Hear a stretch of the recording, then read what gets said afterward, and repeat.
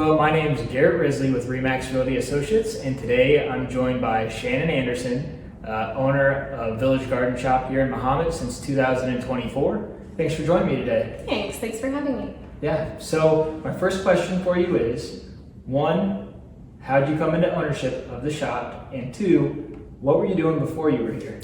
Yeah, that's a great question. I don't think this was on my bingo card for my life, but here we are. It's actually been kind of a quiet dream of mine for a long time.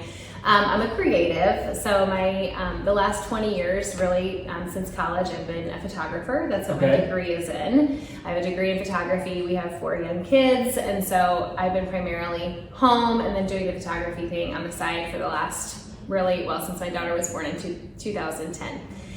So have been doing that, but this came about actually because I photographed for Proven Winners, which is a plant company, and I learned to grow flowers from that photographing them and learning all of that. My dad's a farmer, so it doesn't fall too far from the family tree. Sure. But I learned to grow, and I loved cut flowers, and then I learned to arrange and kind of on my own. And so I would start selling things from my house and make boutonnieres and corsages and some cut flower arrangements and things like that from my garden. So that's kind of how it started. Okay, I love that. So, yeah. Okay. Yep. So I came in here last second on Valentine's Day. Yes. And was completely shocked by one, change of ownership, two, the appearance here. So can you kind of walk us through what it's like to start your business venture while also simultaneously doing a full rehab of the shop? Yeah, that was a lot. We decided, so when we took over from Harry and Connie, and if you're from Mahomet, you know this shop has been here for 40 years. Yes. They're kind of a legacy in town. It's on the corner of 150 and the division where the schools are, and so it's kind of the staple in town, and we wanted to continue that legacy. That was my goal, they love the community really well. Sure. And so I wanted to kind of step in and just continue running that legacy for them. And I felt good about that, but it also required a renovation.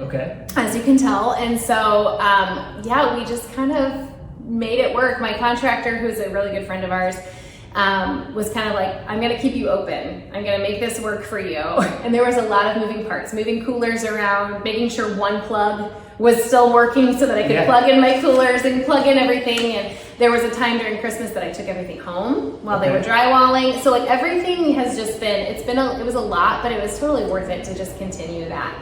We didn't change the name, we didn't change the phone number of the website. So we wanted to keep all of their clients and continue that for them and to be able to serve them. So that was the goal. It was a lot. Yeah. I'm glad to be on this side where we still have the outside to renovate. That's phase 2. But it felt good. It felt good. It was hard. It was really hard, but it was good. Well, from an outsider's perspective, you did it seamlessly. Thanks. Right? I love the fact that you were able to keep all the things that you loved about it while also obviously making it in a big way. Yeah. Okay. Making it fresh. Sure. So, like all floral shops or any business really, there's competition.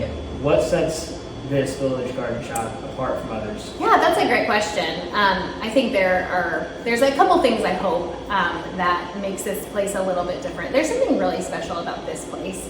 I think everybody kind of knows that if you drive by it. It's just, there's something really special about it. The greenhouse in the back is really unique and cool. Yes. The building itself it was an old service station originally. Didn't know that. Yeah. Do you want me to turn that off? No, business goes on. Okay. I was like, okay. Did you get it? No, I'm good. Okay. Right. So I think what sets me apart is that this place it's just really special. It's sitting on the corner of 150 and kind of division off the block. So I think location is one really big, huge thing that's wonderful about this particular shop, and I think the legacy is the second one. So they love the community. Harry and Connie, who owned this before me, love the community really well, and I think that's really what sets us apart. Yeah, very literally physical location, community centered, and also giving back and just being a part of the community. For sure. I love that. I love it. So speaking of community, you've got 4 kids that are going to go through the schools here, and already one's in high school. So what do they think of mom running her own shop, and have you been able to put them to work yet? Yes, it depends on the day, on what they think about me owning the shop. I was primarily home before this, so I think them Me being here has been a big adjustment for our family, but overall I think it's pretty cool. Ruby's like, I saw someone with flowers at school and I knew they were yours because they had the brown paper, and so that was really fun. And yes, they have definitely been put to work. As much as we can, as much as they will allow, they are definitely put to work. Definitely a family business. We actually built a loft for them so that when they're here, there is somewhere for them to go. You know, sick days or if they're here on the weekends, and they are required to help on the weekend. Okay. So that's like a requirement. Family business, yes. For sure. Okay. So I saw on your website that you have floral subscriptions. Yeah. So what does that entail? Yeah, that's a great question. Floral subscriptions are fun because we have them weekly, bi-weekly, I think, and then monthly, or quarterly. You can do them like 3 times or 4 times a year. Okay. And I think the concept behind that is that it's a great gift usually, or you could buy it for yourself as well, that you know some flowers are going to show up on your doorstep either once a month or once, every couple of months. A lady last year that received the subscription as a gift actually had lost her spouse, had lost her husband, and her kids got her a subscription, so she knew every month that she was going to be getting a bouquet of flowers. And that was, I love being a part of stories like that. That is really, it feels great to be a part of that. And so, she would cry every time the flowers showed up on her doorstep. So it's a way to kind of keep fresh flowers on your table for, either however often you want them. But it's fun. Okay, so say there was a forgetful husband out there who has holidays, anniversaries, birthdays, like that they struggle with. Would that be a subscription that That's a great, absolutely. And I do custom things like that too. Like there's a guy who came in and wanted something every 2 weeks. And so every 2 weeks, he actually brings the same container in and I just fill it with fresh flowers and then he takes it home. So I'm flexible. I like to make things like that too.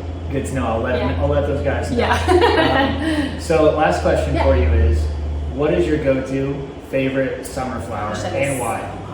That's such a hard question because I love all flowers. Gosh. Great answer. Yes. Okay. I think I really love dahlias. Those are my favorite. They are beautiful. They're huge. They're just so unique, and they come in every color and shape. But if I were not to pick a dahlia, which is very fancy, I'd pick a zinnia.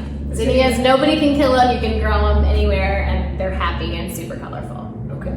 All right. Yeah. Well, Shannon, thank you for your time. I know that you're nothing but busy, so I'm happy that I was able to fit into your tight schedule. And for those of you tuning in today, that's another episode of Mahomet's People to Know. Thanks. You're awesome. Thank you. You were awesome.